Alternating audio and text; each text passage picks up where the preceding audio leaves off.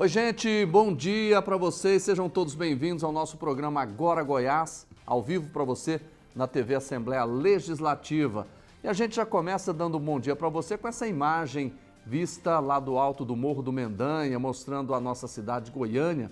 O tempo está bastante claro, temperatura nesse momento 20 graus, mas hoje pode chegar até 28 graus a máxima ali no meio da tarde, para que a gente possa ter um clima diferente. O clima está frio, está gostoso, né? Isso é muito importante. Tá aí, então, a imagem que eu considero da capital mais bonita. E aí? Aí é o Rio Araguaia, essa é a cidade de Aruanã. Essa é a entrada do porto, lá no fundo você vê a Praia do Cavalo, que normalmente ela fica toda ocupada por turistas, porque agora já estamos na temporada. E uma outra imagem também, ao vivo para você, do Rio Araguaia, esse patrimônio ambiental que a gente tem, que a gente precisa preservar. Claro, a gente vai para curtir toda essa temporada, mas é preciso cuidar, não deixar lixo para trás, sempre fazer tudo com muito carinho e com muito gosto, não é isso? Estamos começando o nosso programa agora e você pode sempre estar acompanhando aqui pela TV Assembleia Legislativa, canal 3.2, como também pelas nossas redes sociais. Vamos então com a primeira matéria. Os empresários desempenham um papel muito relevante para a sociedade, geram empregos, movimentam a economia e promovem inovações, contribuindo com o desenvolvimento dos municípios. Como forma de reconhecer essa importância, o deputado estadual Cristiano Galindo realizou uma sessão solene para homenagear empresários de várias cidades aqui de Goiás. Você vai acompanhar os detalhes na reportagem da Tiara Castilho. Cirlane teve a vida financeira modificada com a chegada da pandemia. No começo, ela conta que perdeu a renda com o fechamento do comércio, mas teve uma ideia de iniciar um novo negócio, vender comida pronta pelas redes sociais e aplicativos. E foi através dessa iniciativa que se tornou uma empresária do ramo alimentício. Na pandemia a gente estava naquela situação fecha, abre, então a única coisa que podia abrir era alimento. Então a gente começou, eu e meu esposo, bem simples no setor que a gente mora. E depois a gente conseguiu um lugar melhor, amplo, né, bem mais aconchegante para receber os clientes. E estamos lá, graças a Deus, está dando certo. A mulher foi uma das 100 homenageadas no plenário Iris Rezende durante uma sessão solene, que entregou o certificado de mérito legislativo. Deus tem me honrado, Deus está aqui hoje. Não foi fácil, as lutas foi grande, mas a gente está vencendo a cada dia. Então eu sou muito grata a Deus. Eu fico assim, muito feliz, muito homenageado e agradecido por essa homenagem. A gente dedicou para isso, né? E esperamos que esteja assim, né, no nível do mérito da conquista, né? A sessão foi promovida pelo deputado Cristiano Galindo, que reconheceu o trabalho de empresários e empresárias de várias cidades e segmentos diferentes no estado de Goiás. Essas pessoas que estão no nosso dia a dia comum, seja numa padaria, numa jantinha, no supermercado, são pessoas que dão a oportunidade de emprego e também sustentam aí uma estrutura, uma rede que todos nós precisamos. O prefeito do município de Trindade falou da importância do papel desses profissionais que impactam o desenvolvimento econômico e a criação de empregos. Hoje aqui um ato de reconhecimento da coragem de cada um deles. Então nós estamos aqui para celebrar esse momento, tendo em vista que eles são responsáveis, né, pelo fomento do comércio local, são responsáveis por gerar emprego, gerar renda em nosso município e, consequentemente, fazer o município crescer cada vez mais. Ao longo da solenidade, o deputado destacou a importância da homenagem para os empreendedores que atuam em várias dimensões da sociedade e da economia. Um momento muito especial a gente acolher essas pessoas que fazem tão bem para o nosso estado de Goiás e a gente ficou muito feliz de saber que essa homenagem reflete nas pessoas, as pessoas já fazem um bem para todos nós, então é um momento de homenagear, realmente é merecida essas homenagens.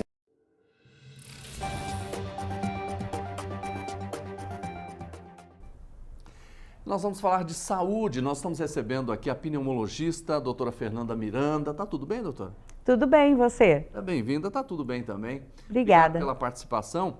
E é claro que a gente vai falar esse tempo seco já começando, né? Muitas doenças respiratórias aparecendo. Mas eu queria, antes da gente falar em pneumonia e em outras coisas, a gente tocar na questão do cigarro de palha, não é? Está voltando esse uso? Porque antigamente usava-se mais, principalmente na zona rural. E hoje, como é que está isso? Sim, principalmente entre os jovens, entre 18 e 24 anos, a última pesquisa nacional de saúde do IBGE de 2019 observou um aumento percentual, não só na área rural, mas também na área urbana. E qual que é a diferença, por exemplo, vamos falar dos malefícios, né, daquele cigarro tradicional com o cigarro de palha? Há uma interpretação equivocada das pessoas, né, que usam de que ele seria mais natural por não conter realmente alguns aditivos que são colocados no cigarro comum, aquele que chamamos de cigarro branco, cigarro convencional. Mas o cigarro de palha, tanto aquele que a pessoa mesmo confecciona ali, enrola na hora, como aquele comprado pronto, ele é feito de tabaco.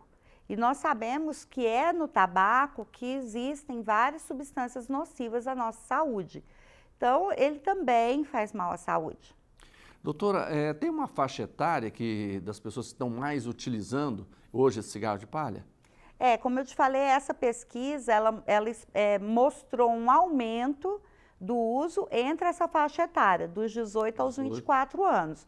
Os indivíduos mais velhos, nessa pesquisa mostrou um linear, né? Não houve aumento, mas também não diminuiu. Pois é, inclusive a gente vê até cantor sertanejo famoso, né? Até fazendo uma certa propaganda, fumando em público, aquela coisa toda. Mas ele é prejudicial, né? A senhora acabou de falar. Exatamente. O tabaco, ele tem problemas, né? E pessoas assim que estão na mídia não deviam dar esse mau exemplo, né? Exatamente.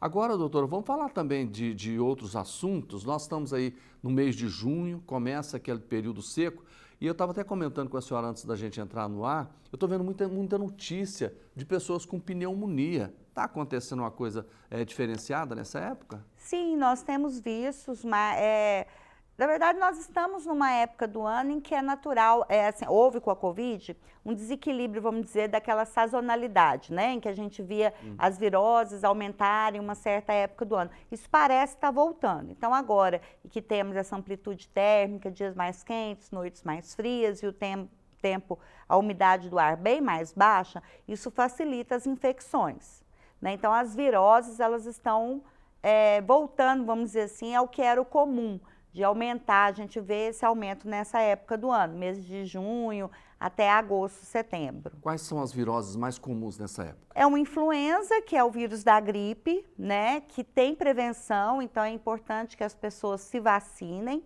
A vacina que está disponível no SUS, a trivalente, é bastante eficaz para a prevenção dessa virose. Outros vírus respiratórios que causam os resfriados, né? E temos que lembrar também que as bactérias causam as pneumonias. A gente tem visto, esse ano, um aumento de uma bactéria em específico chamada micoplasma. Ela causa também pneumonia, além do pneumococo. O pneumococo é o germe mais comum. 60% das pneumonias que as pessoas adquirem na comunidade é devido ao pneumococo. O micoplasma também tem uma prevalência, mas a gente tem visto ele mais, né, dando uma doença mais grave. Nos Estados Unidos, inclusive, ele é de notificação compulsória. Eu quero dizer que é obrigado o médico a relatar às autoridades de saúde de que está havendo aquela infecção. No Brasil não é assim, mas a gente tem visto mesmo as pneumonias diferentes, vamos dizer assim, né? Doutora Fernanda, qual que é a ligação, qual que é a relação entre a gripe e a pneumonia?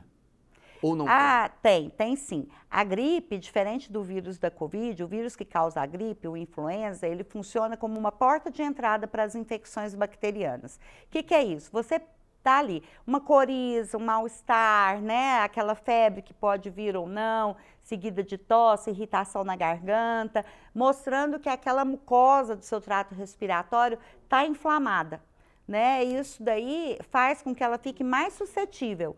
Então, ela é como se o vírus abrisse a porta. E aí a bactéria pode se aproveitar dessa situação, desse trato respiratório que está ali judiado e vir e fazer a infecção. Logo após uma virose, vem uma bactéria e faz a pneumonia.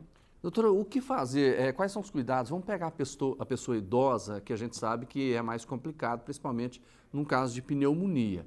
Quais são os sintomas que a pessoa começa a sentir que a família pode perceber? Olha, esse é um caso a gente levar para o médico porque pode ser uma pneumonia. Não, foi muito importante você citar essa questão, principalmente do idoso, porque no idoso a gente não deve esperar que venha febre ou que venham sintomas muito típicos. Quais são os sintomas típicos? Febre, mal-estar, dor no corpo, dor de cabeça, tosse, geralmente com uma expectoração, com catarro que fica amarelado, um cansaço, um chiado no peito. Vamos dizer, isso é o clássico, né? Aquele quadro clínico muito evidente. Mas no idoso pode não haver febre, ele pode, inclusive, apenas o indivíduo ter só uma mudança de comportamento. Não tem uma tosse, não tem falta de ar, mas ele ficou ali mais caído, o apetite diminuiu um pouquinho, ele está um pouco mais apático. Isso tudo é sinal para o idoso de que pode haver uma infecção. Não só a pneumonia, qualquer outra, mas a pneumonia é uma delas que pode cursar assim. A senhora falou, às vezes não tem nem febre. Muitas vezes não tem nem febre. As pessoas costumam chamar isso, né, de pneumonia silenciosa, costumam chamar às vezes de pneumonia fria, né, aquela que vem sem febre. No idoso a gente tem que ficar muito atento. Nem sempre vem febre sinalizando que algo está errado. Então, quem tem pessoa idosa em casa, então obrigatoriamente tem que levar para vacinar contra a gripe. Não só contra a gripe, a gente tem aí agora, né, as novidades, vamos dizer assim, em termos de vacina, como eu falei, a vacina contra o influenza, essa que tem na unidade básica de saúde, deve ser feita, mas hoje a gente também tem uma vacina contra um vírus chamado vírus sincicial respiratório, que também pode causar uma gripe mais grave. Não existia essa vacina para a faixa etária mais velha. Todo mundo ouve falar de criança, né? Ah, fulano bebezinho está com bronquiolite, é por vírus sincicial. Isso a gente ouve falar, só que o idoso também tem esse vírus. Então, hoje tem essa vacina, infelizmente ainda não disponível no SUS, só na rede particular. A dose é a cada 2 anos. Então, é interessante. E a vacina contra o pneumococo. Lembra que eu falei daquela bactéria que mais comumente causa pneumonia? Existe vacina para ela. No Brasil, nós temos 2 vacinas, não é a mesma. Uma não substitui a outra. Você toma uma, dali 6 meses você toma a outra, e dali 5 anos você toma uma segunda dose dessa aqui. Então, essa vacina também é extremamente importante, porque pode ser que você tenha uma pneumonia causada por outro germe, mas pelo pneumococo você fica protegido com essa vacina. Doutora Fernanda, vamos voltar a falar da Covid, porque tem muita gente que acha que a doença já acabou, que não precisa mais tomar vacina, que não precisa mais fazer nada. Mas a gente está, inclusive, percebendo que o governo está trazendo novas doses, novas vacinas contra a Covid-19. Qual que é a relação para quem pensa, eu já tomei até a bivalente, não preciso tomar mais, ou não tomei a bivalente, mas tomei 2, 3 doses, e aí? Pois é, a sua dúvida é a nossa também. Na Covid ainda tudo é muito novo. Uma coisa é fato, a vacina foi um dos grandes diferenciais em se controlar a pandemia que nós tivemos, Sim. né? A nossa recomendação é que seja um caso, que seja individualizado, que o indivíduo sempre pergunte ao seu médico como que está ali, que ele mantenha o seu calendário vacinal em dia, que ele pergunte ao seu médico como que está, se ele está dentro né, do que deve ser feito. A periodicidade, ou seja, de quanto em quanto tempo vamos tomar essa vacina, como sabemos, como é a da gripe, essa do vírus que eu falei, sincicial respiratório, essa periodicidade ainda não está bem definida ainda, infelizmente a ciência ainda não definiu muito bem. Mas é importante de que o indivíduo se proteja, como você falou. O vírus, ele apareceu, ele surgiu na natureza, ele causou uma pandemia e ele não simplesmente desapareceu, ele não vai desaparecer. O que deixou foi de ser uma pandemia para ser uma endemia, ou seja, de tempos em tempos a tendência é que a gente vai observar aí alguns picos de Covid aí. Esse vírus, ele não respeita como o vírus da gripe, aquele negócio, é uma doença de inverno. Não, ele não respeita isso. Pois é, mas é um vírus, né? Assim como a gripe, é preciso ter cuidado, né? Exatamente, é preciso ter cuidado. A gente experimentou durante a Covid uma queda drástica das pioras que o paciente que tem enfisema, por exemplo, experimenta. Por quê? Porque ele se protegeu com máscara, então ele não protegeu só do vírus da Covid, ele protegeu contra sincicial, outros vírus, contra a influenza, né? Então, às vezes, aquele idoso mais frágil vai frequentar um ambiente com uma aglomeração, alimentação, um avião, vai viajar, tal. Se ele colocar a máscara, ele está se protegendo contra inúmeras doenças. E aí, nesse caso, né, doutora, por exemplo, ele se vacinando contra a gripe, também ele acaba tendo um reforço, no caso de uma possível doença de Covid, né? Se ele tiver com seu calendário vacinal em dia e não tiver tido nenhuma doença, lembra que eu falei que o vírus às vezes propicia uma pneumonia? Ou seja, às vezes ele vai evitar uma pneumonia porque ele não teve uma virose, né? Então, claro, você estando com seu estado imunológico em dia, né, não é só a vacina, mas uma boa alimentação, a ingestão de líquido, a prática de atividades físicas, a gente sabe, não fumar, né, isso é consagrado como um método eficaz para você evitar doenças. Tá certo. Eu quero muito agradecer a participação da doutora Fernanda Miranda, pneumologista, falando aqui sobre muitos assuntos importantes para a sua saúde, para a nossa saúde. Doutora Fernanda, muito obrigado pela participação. Volte mais vezes. Obrigada, e eu quero lembrar vocês, nosso governador sancionou ano passado, em junho, o Junho Violeta, é o mês de prevenção das doenças respiratórias no estado de Goiás. Então, nós estamos esse mês todo aí trabalhando na prevenção dessas doenças respiratórias. E como é que está esse mês? Vou aproveitar o gancho aqui para a gente continuar um pouquinho. Como é que estão as atividades nesse mês? Então, nós vamos fazer no dia 24 de junho, aqui na Assembleia, teremos uma sessão solene em comemoração ao Dia do Pneumologista, que é em junho, foi anteontem, dia 2 de junho, nós vamos fazer uma sessão solene, homenageando várias pessoas, e entre 17 e 21 de junho, nós vamos fazer a Semana Junho Violeta. Vai ser nas dependências do Orion Complex e que todos os dias nós teremos agentes de saúde, profissionais de saúde, levando esclarecimento sobre diversos assuntos, diversas patologias, todas relacionadas à área da vacina. Então, vamos ter um dia da pneumopediatria, com o nosso escritor Juliano Mioto e o seu livro, vamos ter o dia da vacina, o dia da asma, o dia da DPOC, o dia dos distúrbios do sono. E vamos também no dia 19, Saúde na Praça, ali em frente ao HGG. Nós vamos estar fazendo exames de espirometria, um exame importantíssimo no diagnóstico e acompanhamento de doenças respiratórias, de forma gratuita, durante todo o dia, ali naquela pracinha em frente ao HGG. Doutora, se a pessoa quiser pegar esse calendário de atividades, tem algum site, alguma informação? Sim, a rede social da Sociedade Goiana de Pneumologia, sgpt.org.br. Lá a gente vai colocar todo esse calendário entre hoje e amanhã e a gente vai repetindo isso e vai colocar todas as ações que serão feitas para que a população possa ter mais esclarecimentos, né, e conscientização a respeito. A senhora já está convidada para falar desses eventos. Muito obrigada, virei com prazer. Grande abraço, doutora Fernanda Miranda, pneumologista, esse mês, então, com muitas atividades. E a gente vai abrir espaço aqui no Agora Goiás para falar sobre tudo isso para você, tá bom? Vamos continuando agora, vamos falar de turismo. Vamos para Jaraguá, cidade linda, né? Uma das mais antigas aqui do nosso estado. E o município guarda belezas naturais, como as cavalhadas, tem turismo, tem trilhas, cachoeiras, muito verde. Vamos então conhecer um pouco dessa cidade na reportagem da Mona Lisa Carneiro. Localizado no Parque Ecológico da Serra de Jaraguá, o município jaraguense é conhecido por ter o maior polo de confecção do Centro-Oeste. Mas para além das várias fábricas, a cidade, que é uma das mais antigas do estado de Goiás, também é famosa por sua imponente serra e por suas tradições culturais, como as cavalhadas de Jaraguá.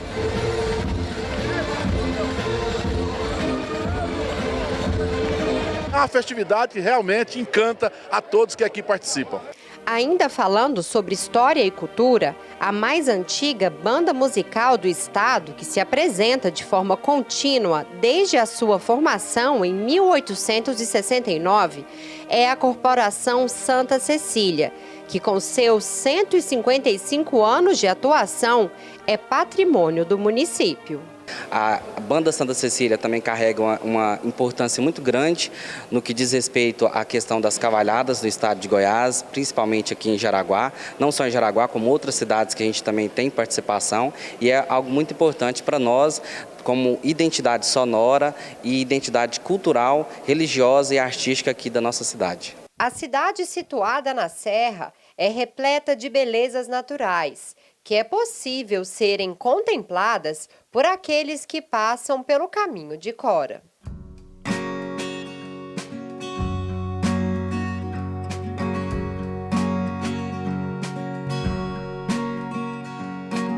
O único caminho de poesias do mundo possui 300 quilômetros de extensão, que cruza, além de Jaraguá, outras 7 cidades, povoados e fazendas, em uma rota turística encantadora. O patrimônio natural que a gente conserva aqui e essa iniciativa do Caminho de Cora, da implantação, vem trazer uma qualidade de atendimento, de estrutura para o visitante que é fundamental.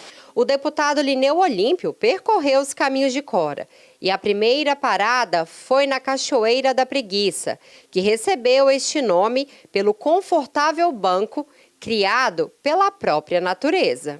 É uma região que ela está, além dessas maravilhas naturais, ela tem também esporte radical, tem essa caminhada maravilhosa, além da conservação que vocês podem estar observando aqui. Então é muita alegria, tudo reunido só em um local. Ainda conhecemos a Bica de Cora, uma piscina de água natural com um balanço instalado que dá uma bela vista para registros fotográficos.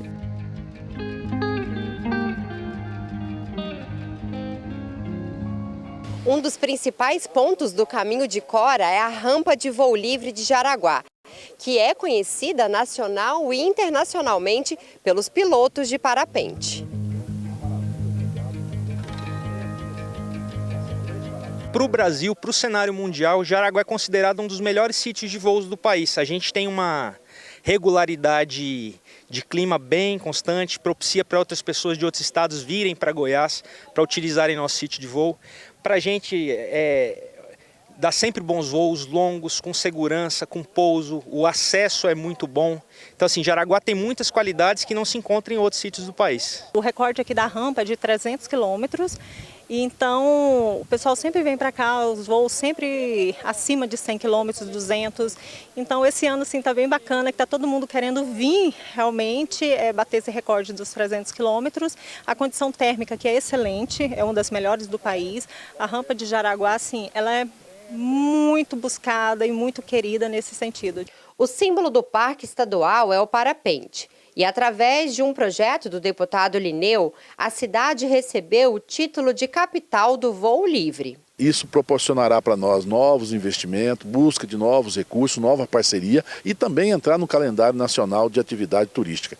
Então nós ficamos felizes, né, de poder acompanhar os pilotos todas as vezes que vêm aqui no Campeonato X Cerrado, mas aqui durante o ano todo praticamente é uma rampa que recebe aqui não apenas o parapente, mas asa delta, né, todo tipo de esporte nessa área é feito aqui no Parque da Serra de Jaraguá. O deputado, que é um dos idealizadores do espaço destinado aos atletas amadores do esporte, falou sobre como conheceu o local, ainda quando era prefeito de Jaraguá. Na realidade, foi por acaso, né? Encontrando alguns pilotos que chegaram em Jaraguá lá em 2005 e subindo aqui, eu tive a curiosidade de acompanhá-los, né? E nós fizemos o que eles pediram, que foi abrir essa rampa aqui em cima no Parque Estadual da Serra.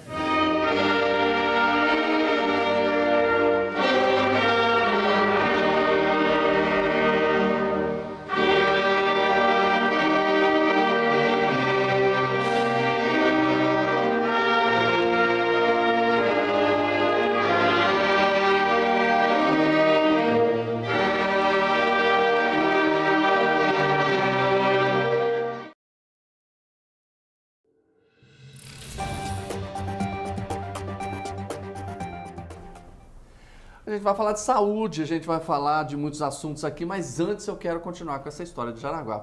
Quem não conhece deve conhecer. Eu conheço e já morei em Jaraguá, cidade linda, vale a pena. E a Camila Caiado, a nossa nutricionista aqui da Alego, da Assembleia Legislativa, conhece Jaraguá? Eu conheço Jaraguá de passeio, né? De ir passar uma tarde, mas tenho vontade de conhecer mais, de ir para passar dias, né? Conhecer esses pontos turísticos que a gente viu aí na reportagem. Tenho só de passagem, assim, não de ficar, de estada. Tá certo. Bom dia para você. Bom dia, Jordevá. Obrigada. Bom dia para todos vocês que estão em casa aí nos assistindo. Tá certo. Toda terça a Camila está aqui com a gente e hoje nós vamos falar sobre corredores. principalmente corredores de ruas, corridas de 5 quilômetros, de 10, às vezes até mais. Está crescendo muito, não está, Camila? Olha, Jordevá, tá uma onda muito grande e muito boa e muito saudável aí de corridas de rua. Parece uma febre, um mosquitinho bom, né, que picou o pessoal aqui em Goiânia. Tá todo mundo indo para as ruas, colocando o seu tênis e começando as corridas, e isso é muito válido, né? A Organização Mundial da Saúde recomenda que a gente faça pelo menos 150 minutos semanais de atividade física, mas o ideal é que isso fique em 300, que a população dê cerca, ou pelo menos 9.000 passos por dia. E se a gente pensa no nosso ambiente de trabalho, fica muito difícil atingir aí esse espaço, porque a gente trabalha muito sentado, a gente hoje, né, mexe muito com computador, com celular. Tá cada vez mais difícil fazer um trabalho aí andante, né, onde a gente realmente se levante, se movimente muito. Então, tá muito interessante essa onda das corridas e é preciso se alimentar bem para ter uma boa performance e uma boa recuperação. Tá, e diz que quem começa não para, né? Diz que é realmente como se fosse um vício, né? Diz que vira um vício bom. Mas é porque eu penso que oxigena o cérebro, que você encontra a sua turma de caminhada, que você se distrai e que você vai alcançando os seus objetivos, né? Corrida após corrida, você vai batendo tempo, vai aumentando a distância, vai se sentindo melhor, mais leve, melhorando a sua performance, e isso dá um fôlego, né? Vai viciando. Tudo que a gente faz com amor, a gente tende a gostar de fazer. E faz bem. Agora, Camila, para as pessoas que estão praticando esse esporte, corrida, qual que é a dica que você passa em relação à alimentação? A primeira dica, gente, a mais importante de todas, é hidratação. Então a gente tem que sempre... A primeira coisa quando a gente vai falar de alimentação, já tá ficando batido por aqui, né? Que eu tô aqui toda terça-feira, mas eu vou continuar falando, viu? Toda terça sobre hidratação. A recomendação diária... Por que você fala tanto na hidratação? Por que ela é tão importante na vida das pessoas? A hidratação... Jordevá, o nosso corpo é 70% de água, os nossos músculos, os nossos órgãos, as nossas células, os nossos pedacinhos são feitos de água. E numa corrida a gente tende a transpirar muito e perder essa água.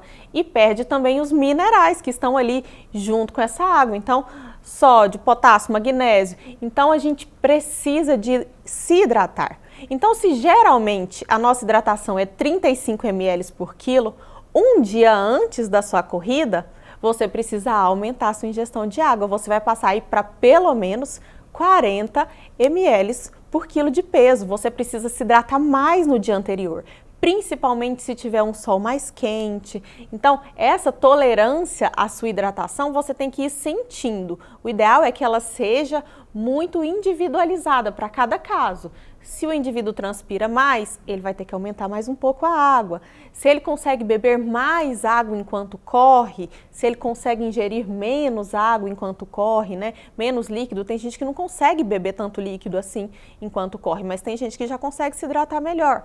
Então, tudo isso muda de acordo com cada indivíduo, mas é muito importante no dia anterior. Se você vai fazer uma corrida mais longa, por exemplo, no sábado ou no domingo de manhã, então no dia anterior, na sexta ou no sábado, você tem que caprichar na sua hidratação. Toma ali 4, 5 litros de água, se hidrata bastante no dia anterior. Vai ficar indo fazer xixi? Vai, mas é isso mesmo, as suas células, os seus músculos precisam estar bem hidratados. Essa é a primeira dica. Interessante é que as pessoas imaginam, não, mas eu vou me hidratar depois, aí eu vou tomar muita água para repor aquela água que eu perdi. Você tem que fazer isso antes, né? Igual você disse. O ideal é fazer antes, durante e também depois. Então, a água ela é importante todo o tempo, Jordevá, e todo o tempo a gente precisa estar se hidratando. Mas se hidratar antes garante a sua performance. Como é que você vai para o seu treino, vai para a sua corrida, já estando com déficit de água, né? Já estando um pouco desidratado. Então, não vai funcionar. Logo, você vai começar a ter cãibra. As pessoas ligam muito ali a cãibra, a falta de mineral, e é realmente falta de mineral, mas antes do mineral vem a desidratação. Então, começou a sentir cãibra, lembra da água. É ela que pode estar faltando aí para você. Bom, antes do treino, hidratação e alimentação antes de uma corrida, como é que deve ser feita? No dia anterior, você vai caprichar no seu carboidrato. Então, vai correr no outro dia de manhã, sabe aquela macarronada que você está sempre procurando economizar? No macarrão, no arroz com galinha, tá liberado na noite anterior da corrida. Então, é claro que não é uma quantidade muito voluptuosa para você não acordar, né, estufado, não dormir mal, né, gente? Vamos entender direito o que a Nutri está falando. Você pode comer uma quantidade maior de carboidrato. Então, vamos supor, você come lá 2 colheres de cervi de arroz. Na noite anterior da corrida, você dobra essa quantidade, come 4, porque você precisa estar com a sua energia lá em cima, a energia que fica dentro do seu músculo lá em cima, a energia guardada dentro do seu fígado, que depois vai passar lá para o seu músculo, ela precisa estar lá em cima, que são as nossas reservas de energia. Então, isso vem do carboidrato. Então, na noite anterior à corrida ou na manhã, se você for correr à noite, o ideal, pelo menos 3, 4 horas antes da corrida, você fazer uma refeição rica em carboidrato. E imediatamente antes de correr, algumas dicas são muito interessantes. Por exemplo, um suco de beterraba com laranja é uma excelente opção pré-longão, que a gente chama longão tanto de bicicleta quanto de corrida, por exemplo. Porque a beterraba ela tem substâncias vasodilatadoras. E aí isso promove, o seu sangue circula de maneira mais rápida, levando mais oxigênio para os seus músculos e você acaba tendo uma performance melhor. A laranja vai dar uma adocicada aí nesse suco e vai também te promover energia. Então, os sucos que as Nutris costumam torcer o nariz para não ficar consumindo suco demais por causa da frutose, ele é uma boa opção pré-treino de corrida, assim, mais ou menos imediato, 1 hora antes da sua corrida, não vai aí te atrapalhar. Mas Camila, eu queria até aproveitar o gancho para a pessoa que vai para academia. Às vezes ela vai com fome, às vezes ela não come nada. O que ela deve fazer? Vamos para a academia, às vezes a pessoa gosta, às vezes reforça lá na questão do peso, ou mesmo o ergométrico, né, a bicicleta, a esteira. O que deve comer antes? Olha, o pré-treino, ele, assim como eu estou falando assim na pré-corrida, o ideal é que ele tenha mais fontes de carboidrato e carboidratos mais rapidamente absorvidos. Então, uma banana, uma fruta, né? Uma fruta de forma geral é um bom pré-treino, uma fatia de pão, às vezes com uma pasta de amendoim, coisas que têm carboidrato e que tenham fácil absorção e que não tenham um grande volume. Então, eu passo às vezes para os pacientes frutas secas, frutas, xaropinho, xarope de syrup, maple syrup, com banana, uma colherzinha de mel, com um potinho de iogurte, mais fruta. São boas opções de pré-treino. E no pós-treino, você precisa recuperar o seu músculo que acabou de treinar. Então, você precisa fornecer para ele aminoácidos. E esses aminoácidos você vai encontrar em fontes proteicas. Então, você precisa ir depois do seu treino, existe uma janela de oportunidade. Pode tomar seu banho, não precisa sair correndo para tomar sua proteína, porque essa janela de oportunidade, ela vai aí mais ou menos 1h30 até 3 horas. Depende um pouco do indivíduo, mas você tem um tempo para você comer essa proteína. E, na verdade, o mais importante é o balanço proteico durante o dia. Mas, para a sua recuperação muscular imediata, depois do treino, o ideal é uma alimentação pós-treino rica em proteína. Carboidrato, não? Carboidrato é importante, sim, pode ser consumido. Também é muito importante para recuperar a energia que foi perdida durante o treino. Mas eu estou falando assim mais da parte de macronutrientes, porque muitas vezes a pessoa acha que o importante é tomar o whey dela antes de ir para a academia. E, na verdade, o mais interessante é ela tomar o whey dela depois do treino. Então, são ajustes pequenos que muitas vezes as pessoas podem fazer e ter uma melhora na performance facilmente, assim, com ajustes pequenos no dia a dia. Então, às vezes, é mais interessante deixar para você tomar o seu whey depois do treino do que tomar ele antes do treino ou durante o treino. Depois do treino, por exemplo, ou depois de uma corrida, carne com verdura, também ou não? É uma boa opção, carne com verdura, mas depois de uma corrida você precisa recuperar mais a sua energia. Sim. Ainda mais se for uma corrida longa. Então você precisa colocar aí junto com esses legumes uma batata doce, uma mandioca, uma porção de arroz, porque você precisa recuperar também o seu músculo. E depois consumir fontes anti-inflamatórias é muito importante, porque o seu músculo passou por um estresse muito grande. Pensa uma corrida de 21 quilômetros, uma corrida de 12 quilômetros. Não é uma coisa que o seu corpo está habituado a fazer todos os dias, então o seu músculo está estressado. Então é muito importante você usar fontes antioxidantes. A gente tem aí própolis, curcumina, cúrcuma, né? Que a gente encontra nos temperos, gengibre, chá verde, são grandes fontes antioxidantes, anti-inflamatórios naturais, o alho, que a gente pode usar aí depois da corrida para fazer recuperação muscular, caprichar na ingestão, na suplementação de ômega 3 depois das corridas. E durante a corrida, também é importante carregar uns melzinhos assim dentro do bolso, aqueles melzinhos, sabe, que vende lá no Mercado Central? Sim, sim. Compra aquela correntinha de mel, põe uns ali no bolso, porque aí você vai mascando um melzinho no meio do treino e se sentiu que baixou a energia. Camila, quem levanta cedo, madrugada para malhar, depois de uma noite de sono, o que deve comer? Ó, desse aí eu entendo, viu, Jordevar? Porque essa Nutri aqui, a gente acorda 4h30 da manhã para ir treinar. E ela posta, viu, gente, nas redes sociais dela. Ó, é o seguinte, tudo depende. Eu, por exemplo, o meu pré-treino é meu jantar. Porque como eu acordo 4h30 da manhã, eu não me sinto bem em fazer um café da manhã e ir treinar. Porque eu não tenho um tempo de digestão. Não consigo me alimentar antes de treinar. E tem algumas pessoas que se sentem exatamente como eu. E isso pode ser respeitado. Até porque eu fiz o meu jantar e tenho aí um tempo de repouso. Eu não gastei muito essa energia do jantar que eu consumi ali 7h30, 8 horas da noite. Então a minha energia está guardadinha para eu gastar no meu treino. Depois eu faço só o meu pós-treino, rico em proteína e rico também em carboidrato. É um café da manhã reforçado. Agora, se a pessoa treina um pouco mais tarde ou se ela tem a necessidade de tomar um café da manhã, aí é importante ela fazer um suco de frutas.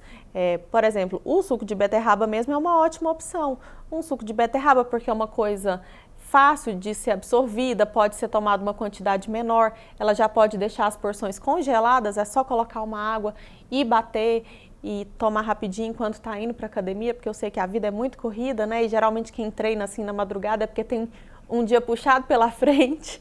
Então, opções que têm um volume menor. Frutas secas também é muito interessante. Comer uma porçãozinha de uvas passas, por exemplo, você já deixa ali dentro do carro, no caminho para a academia, você já vai comendo as suas uvas passas e rapidinho você está ali alimentada para fazer o seu treino.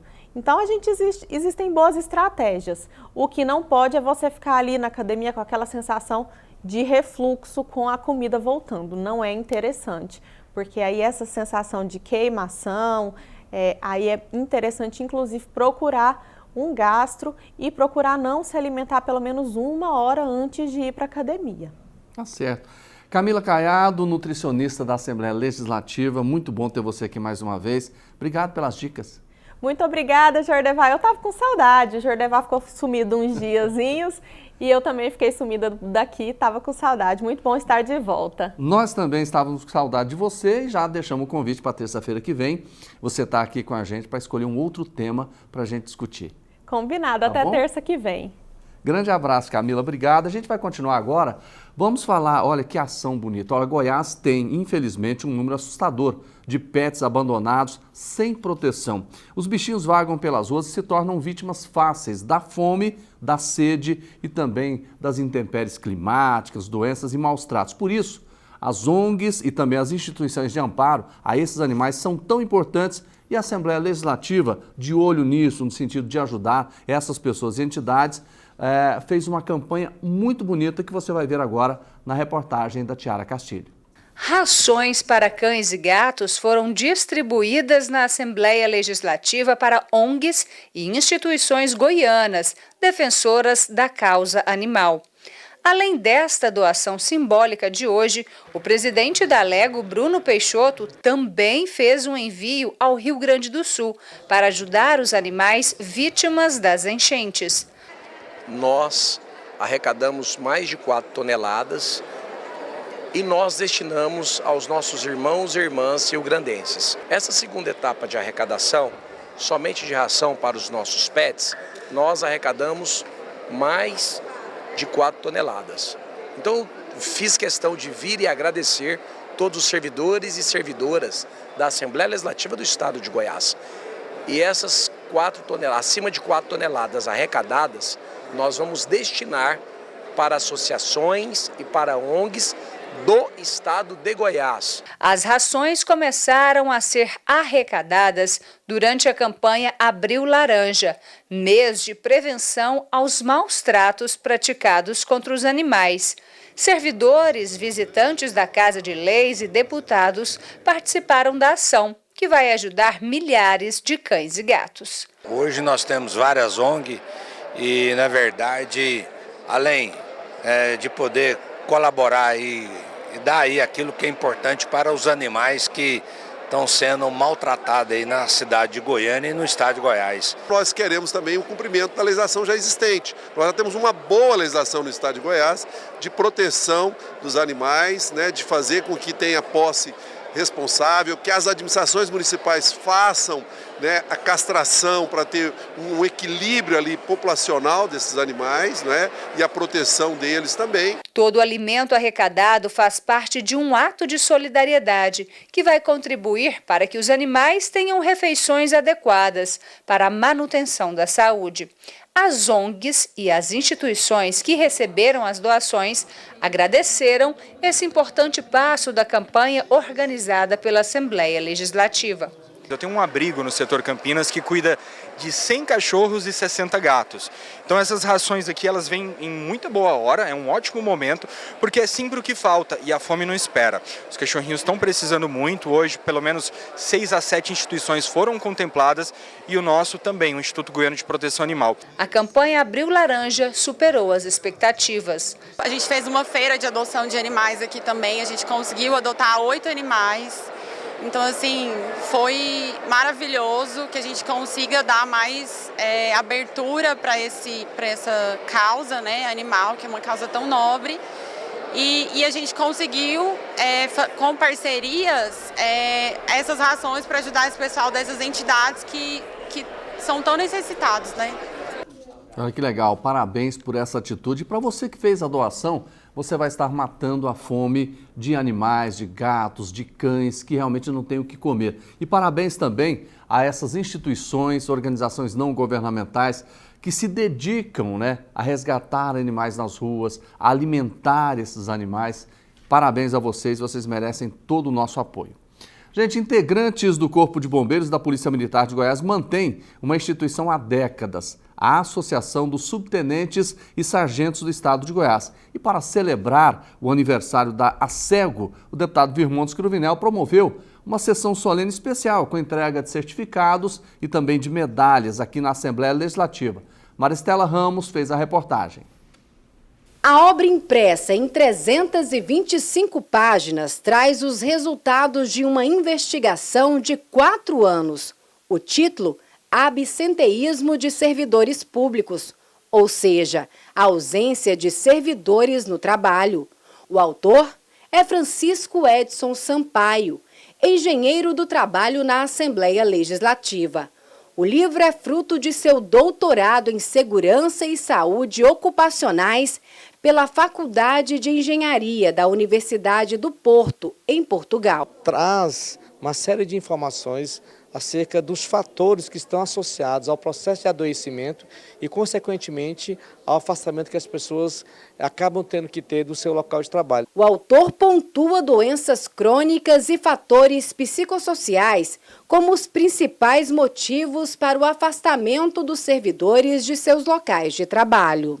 Além das eventuais adversidades no local de trabalho, A condição individual de saúde, por exemplo, se a pessoa é portadora de uma doença crônica, hipertensão, diabetes ou outras, a gente percebeu que essa condição individual de saúde a tornava mais vulnerável e fazia com que ela pudesse se afastar mais do local de trabalho. O lançamento foi prestigiado por diretores, procuradores, entre outros colegas da Assembleia Legislativa. Eu já tive a honra e o prazer de começar a leitura do livro e a gente vê que a gente aprende cada dia mais. Então, parabéns ao Edson, que esse trabalho não termine por aqui, que ele corra por outras assembleias no Brasil, que ele possa ser apresentado para outras assembleias e que possa lograr êxito no Poder Legislativo. Acredito que a obra do autor vai trazer uma luz, né, para a gente entender os motivos que tem levado os servidores ao afastamento, para a gente tentar trazer de alguma forma, no âmbito da Assembleia Legislativa, entender o processo especial que acontece aqui, com busca a reduzir esses afastamentos, reduzir os dias não trabalhados para os servidores.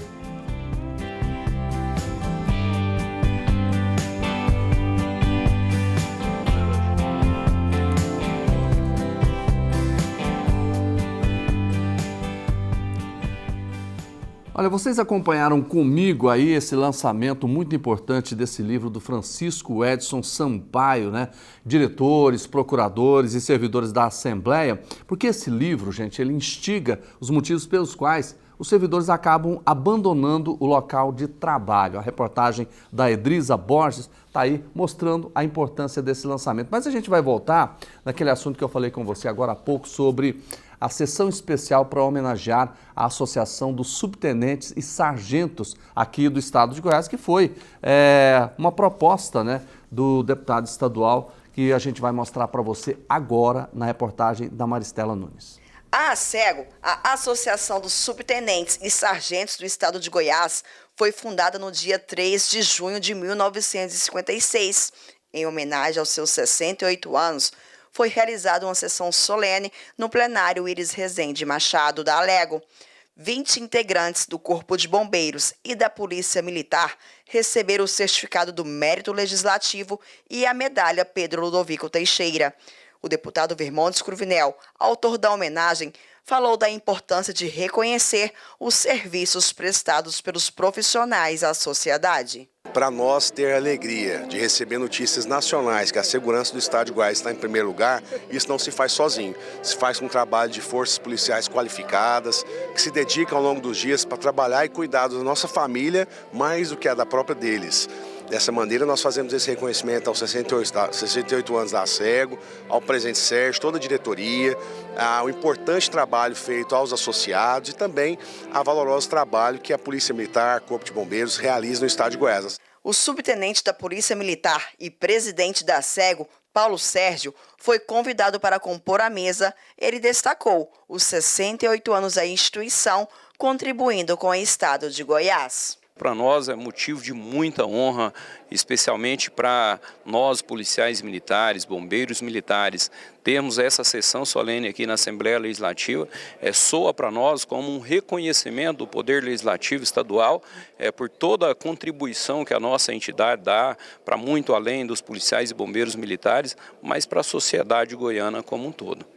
Capitão de Paula, que foi homenageado na Casa de Leis, ressaltou a satisfação de receber o reconhecimento juntamente com tantos colegas de profissão. A ASEGO hoje tem um papel importantíssimo na sociedade como um todo.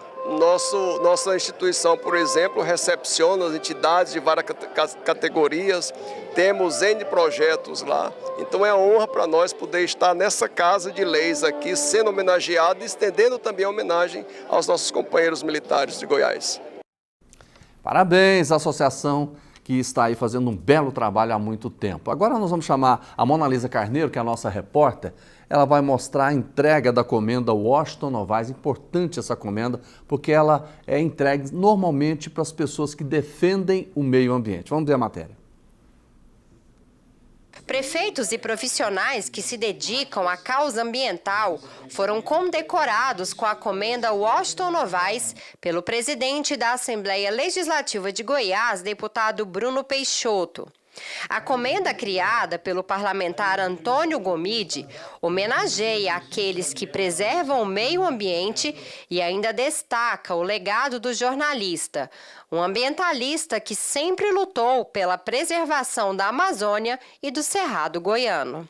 Buriti Alegre tem se desdobrado nos últimos anos para que a gente possa melhorar a questão do fornecimento de água, cuidando das nossas nascentes, dos nossos mananciais. Junto ao governo do Estado de Goiás, estamos lutando junto à Assembleia Legislativa também, com o presidente Bruno Peixoto, para a concessão do parque, através da SEMAD, da Andréa Vulcanes, para que abra um portal por Rio Quente com trilhas ecológicas para a conscientização ambiental. Uma das primeiras ações que a gente fez foi a descentralização do meio ambiente, coleta seletiva, e também coleta de lixo na zona rural. Esse reconhecimento hoje pela Assembleia, pelo nosso grande deputado Bruno Peixoto, presidente da Assembleia, a gente fica muito grato por essa homenagem, estar junto e participando nessa questão ambiental que é muito importante. A recuperação de nascentes, a coleta seletiva para intensificar, a educação nas escolas, trabalhando as futuras gerações.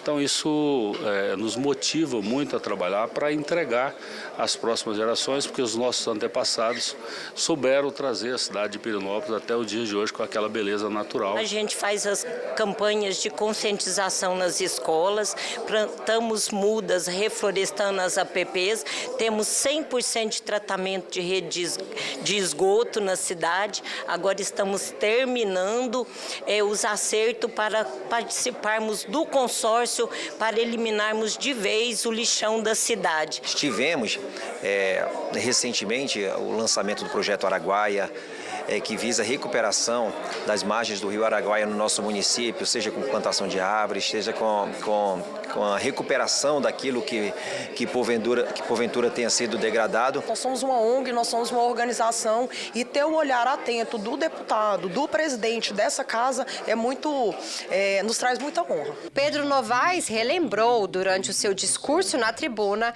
a trajetória do seu pai. Eu gosto muito de pensar na vida do meu pai como a vida de alguém que se reinventou muitas vezes, mesmo a um preço muito alto e certamente não sem alguma dose de angústia. O chefe do Legislativo goiano falou sobre a comenda Washington Novaes e ainda destacou as ações de sustentabilidade implantadas na sede da Alego. Nós temos trabalhado em relação à implantação de energia fotovoltaica.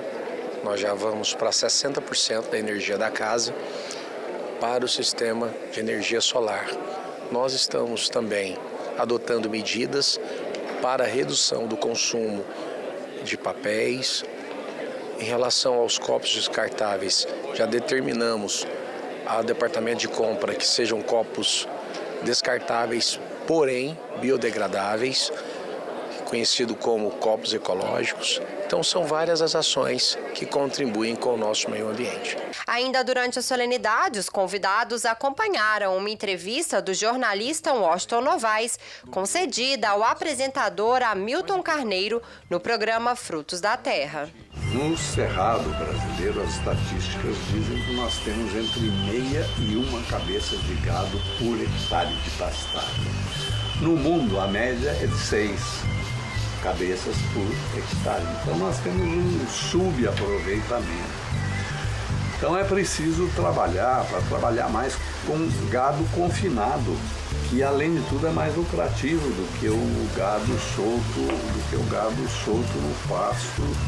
E Goiás mesmo precisa cuidar muito disso, porque todo ano, quando vai fazer as negociações com o Fundo do Centro-Oeste, essa estatística é apresentada. Goiás também tem de 50% a 70% dos pastos degradados. Gente, por hoje é só. O nosso programa Agora Goiás volta amanhã com muito mais informações, mas eu já quero desde já agradecer a sua companhia. Fique com a gente, um abraço e até lá.